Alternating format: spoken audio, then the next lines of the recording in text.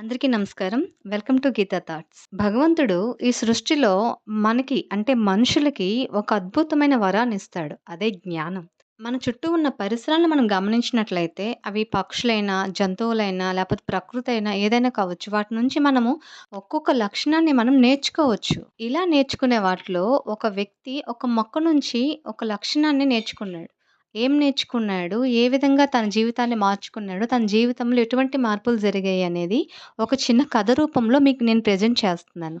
Please watch. చివరి వరకు చూడండి. ఇక మనం కథలోకి వెళ్దాం. శ్రీరామ్ ఒకరోజు గుడికి వెళ్తుంటాడు. దారిలో ఒక పూల మొక్క నీరు లేక వాడిపోతుంది. దాన్ని చూసిన శ్రీరామ్, అయ్యో! గుడికి వెళ్ళే వాళ్ళందరికీ పూలనిస్తూ ఎప్పుడు కంటికి ఇంపుగా ఉంటూ శివ పూజకి తన పూలనే వాడుకునేవాళ్ళం. ఇలా అయిపోయిందేంటి?